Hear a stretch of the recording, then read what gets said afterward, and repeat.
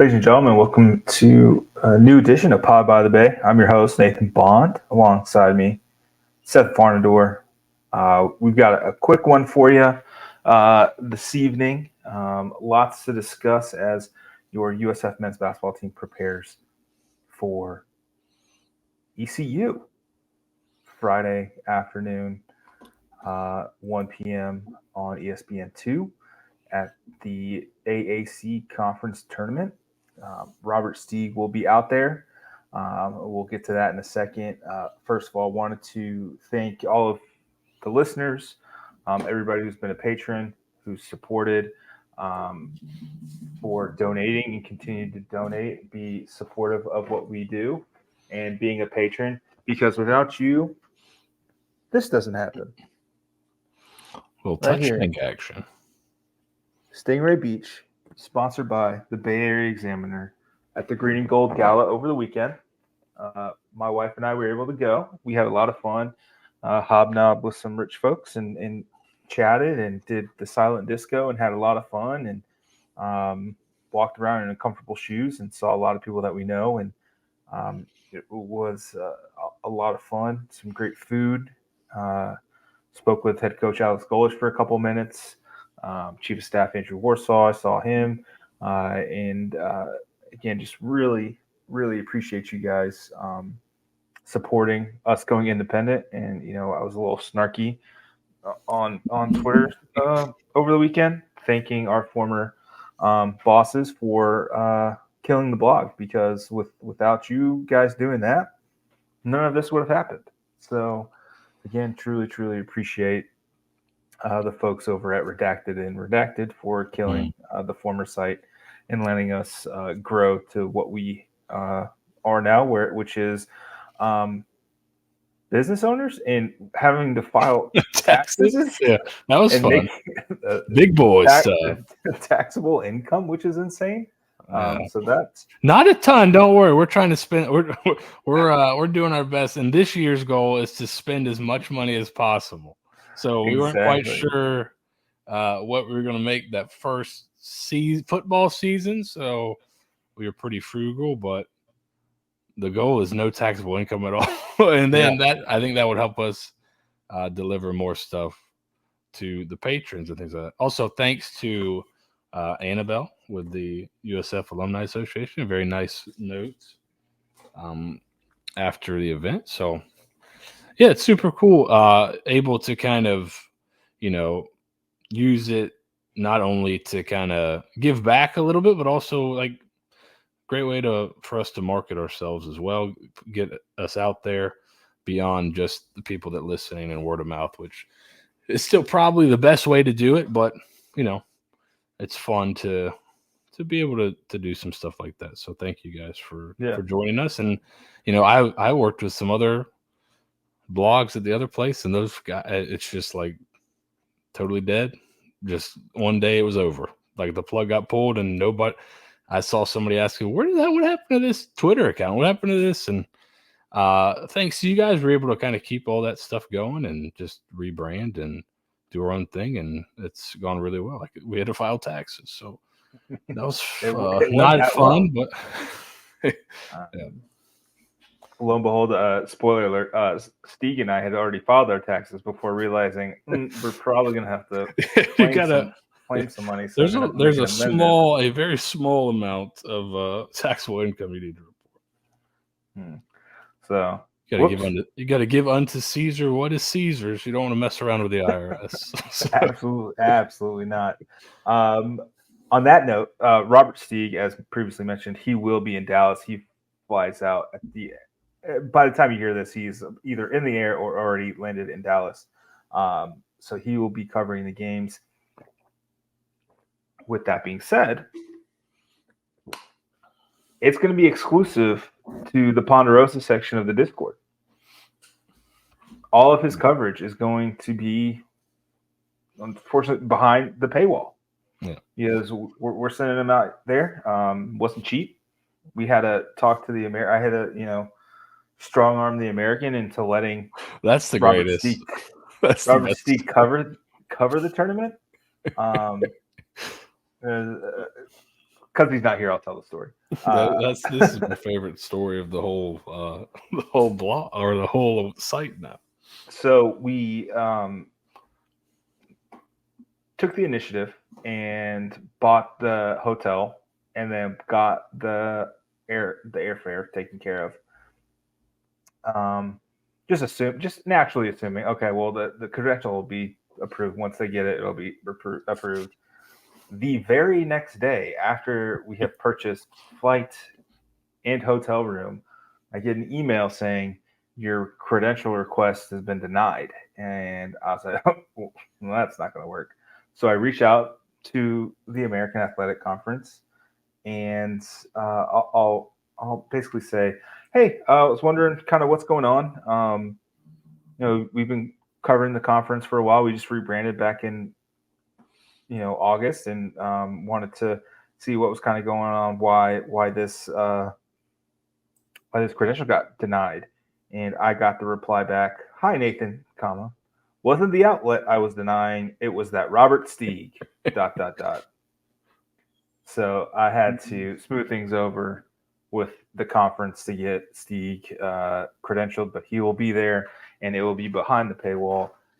You can join the Discord, the Patreon, the Ponderosa section of the Discord. $5 a month.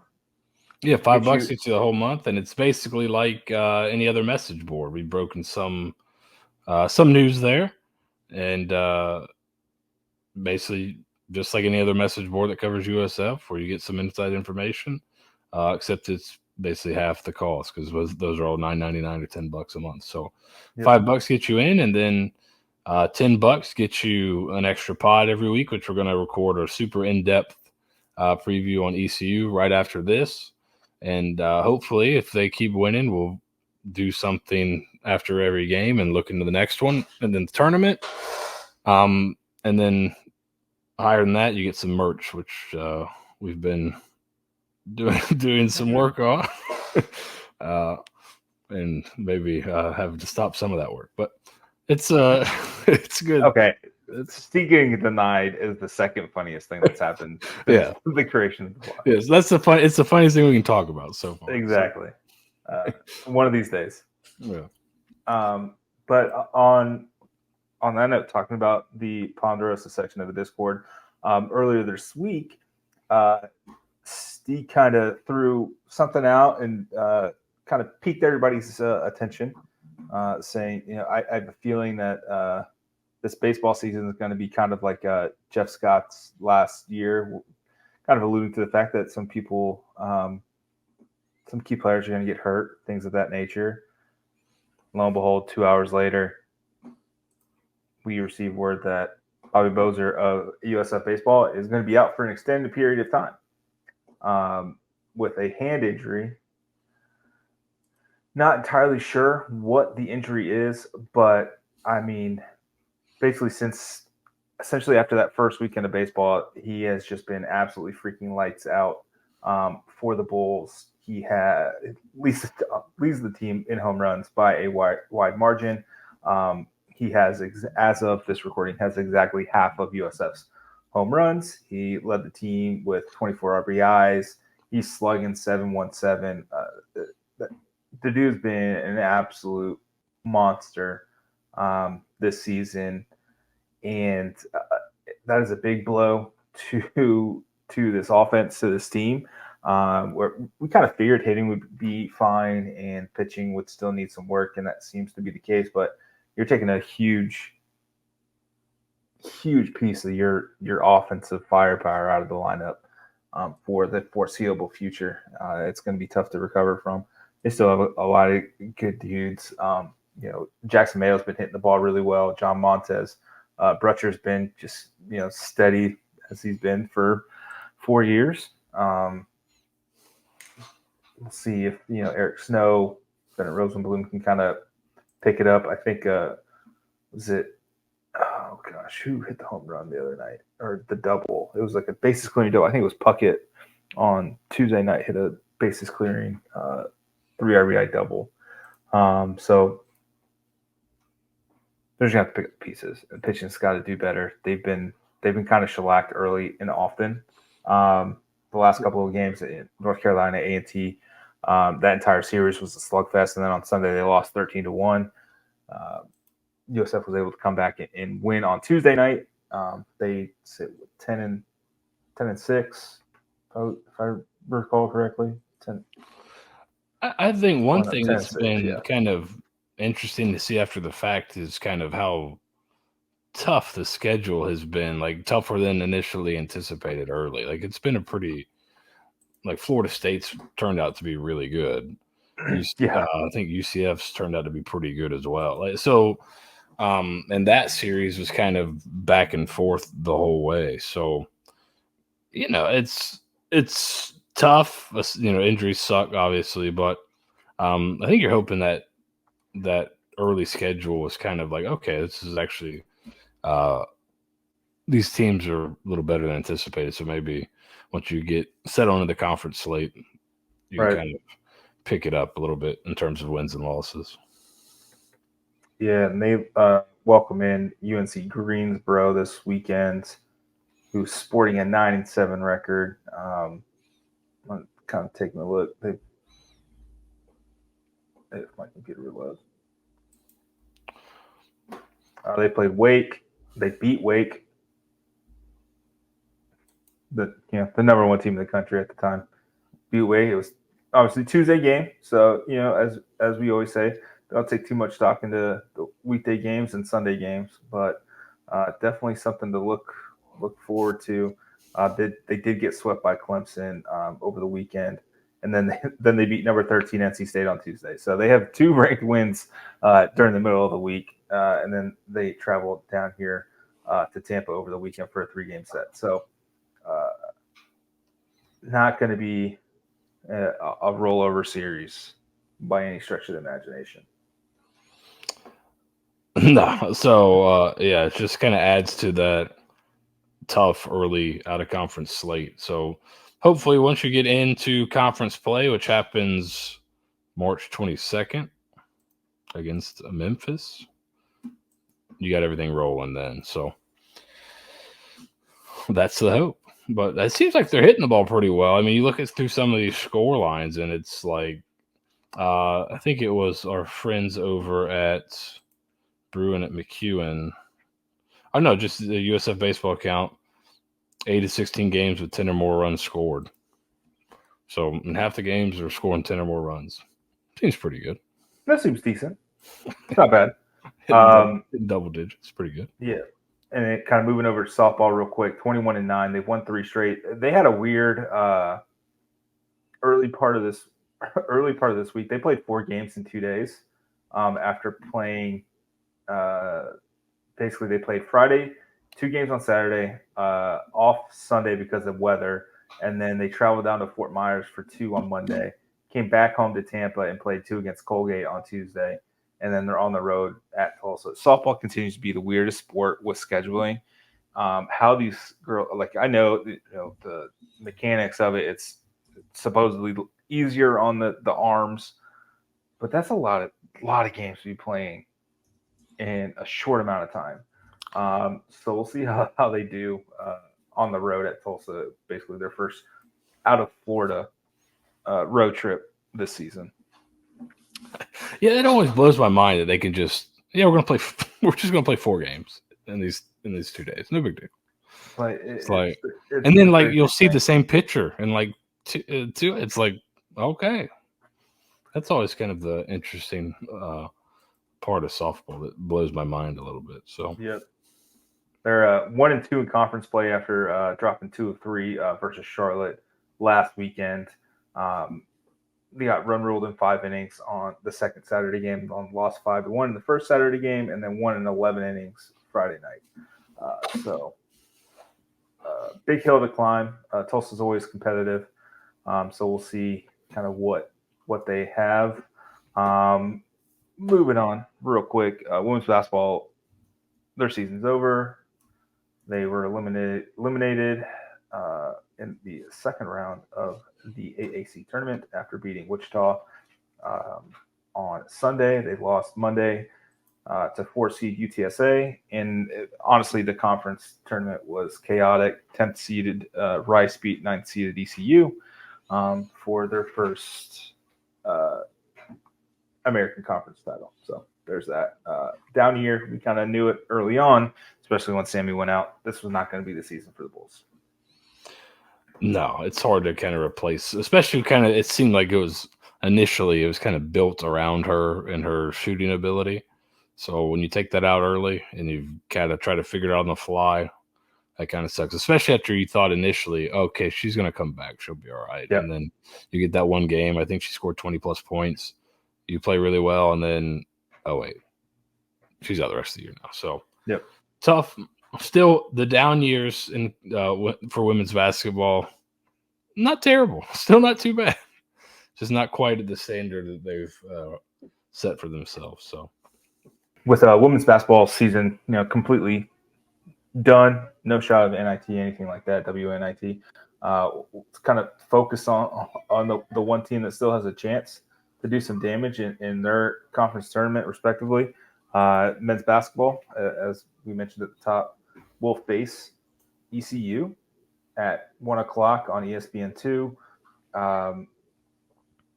at Dickies Arena. And, the Bulls won by 11 the last time they played. Should be interesting. Yeah, and and we'll get deeper into it, but looking at the two teams kind of before, I think ECU may be the team you would rather play. Their shooting split, to me, like, I'm always scared of teams that can shoot getting hot in a tournament setting and going. Now I think they shot decent in their game today, but for the season, they're worse than Tulsa. And we talked about how bad Tulsa is shooting the basketball. So they've got a couple guys that can hit from long range, but they've got two guys that are over 34%. Everybody else is way under. So if you feel like you can contain those guys, I mean, they're 306 in 3-point percentage.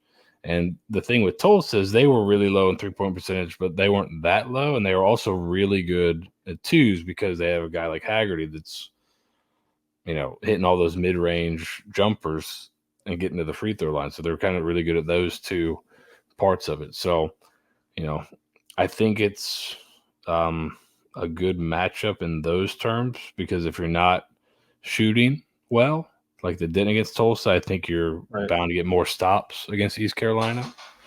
But, how do you think the tournament's shaping up for them in total? Let's say they win and move on. Memphis gets upset by Wichita State, even though Memphis had, all the best players and should have had the conference player of the year and all these other things. But, couldn't beat a 12 seed in a conference that all their fans say sucks. So how do you think that affects USF going forward? It's definitely a weight off of their shoulders, right? Because up until maybe the last week of the season, it looked like all the quote unquote tough teams were going to be on the bottom part of the bracket that USF wouldn't face until the championship game. Your Charlotte, your FAUs, and kind of SMU and Memphis kind of switched spots there. You always figure you were going to have to go through UAB at some point. Kind of a revenge factor game. I don't think UAB would shoot 41 free throws again in a game. On a neutral, yeah, but you never know. But looking at East Carolina and Tulsa, both teams shot over 30 free throws on Thursday afternoon. So maybe it gets foulsy. Tulsa had two guys foul out. ECU had a guy foul out. ECU out-rebounded Tulsa 41-26. I think that's a really big difference in the game. I don't think USF's going to give up that many things. I think Tulsa's a little smallish inside, if I want to be kind. They kind of run like a 3.5 guard, 1 forward kind of look, and you can kind of get exposed rebounding wise in that kind of look, especially with how quick and kind of bad they are shooting from the outside. Like, and their biggest guys, the Tulsa's biggest guys is stiff. Like yeah, Matt and, Reed. and he's a freshman. I mean, he played. But they act like he's 7 feet tall. He's listed at 6'9". Right. So yeah, like you said, they're not. Tulsa's not huge. Yeah, and kind of to USF's benefit, it is another pretty early game. And RJ Felton played all 40 minutes for East Carolina. And he's done that pretty consistently over the last couple of weeks. Kind of looking back at his minutes played over the last 5 games, he's averaging close to 38, 39 minutes a game. So at some point, it's going to catch up to you in a tournament like this. There's only somebody like walking around like the hotel floor trying to get the lactic acid out that you can do before it kind of catches up to you. So we'll kind of see what he does. But it's him. It's Ezra Asar, who probably had the game of his life. 28 points, 10 rebounds. He just kind of ate Tulsa for lunch in the post and was 10 of 11 on 2-point shots. So that was kind of the difference for East Carolina on Thursday. Yeah, as to borrow a phrase from soccer or FIFA game, RJ Felton is the danger man. He's the guy that you kind of got to make sure you can contain, but he seems to be he's their highest volume 3-point shooter. He's their best shooter by percentages. Probably best, high in terms of attempt free throw shooter. So he's definitely the guy, but we'll get into it a little bit more, but Tulsa is actually kind of pretty high tempo. So that I think probably helps USF as well. Because East Carolina is really low temp. They want to be really low tempo. They are kind of a really slow it down, play defense team, which you kind of would be if you're that poor at shooting. But Tulsa kind of got them. I wonder. I'll have to look and see kind of what the tempo numbers ended up being in this game. But if you can kind of speed them up, which USF has been able to do against some of the slower playing teams like Charlotte, North Texas. Then you also get that added benefit of them playing the second day in a row and all that kind of stuff too. So a little bit of a styles makes fights kind of game, but I think, like you said, Felton played 40 minutes. Brandon Johnson played 37. Ezra Azar, you just mentioned, played 32. Those guys are probably going to play a ton again. And if you can kind of work them in the tempo and wear them down a little bit, you can hopefully pull away late. Yeah, hopefully we didn't send Stieg to Dallas for naught. We're looking for some great content from him. So give me 2 or 3 days of content. USF men's basketball. Stieg in Texas. I mean, Stieg does Dallas. I mean, it's gonna be great. I think it should be lovely to see what Steve can come up with some downtime there, and like we talked about, he's going to be. I don't know how many media members will be there, but he'll get chances to talk with players and coaches, and he's in the Ponderosa. He's soliciting questions. He'll be doing play-by-play.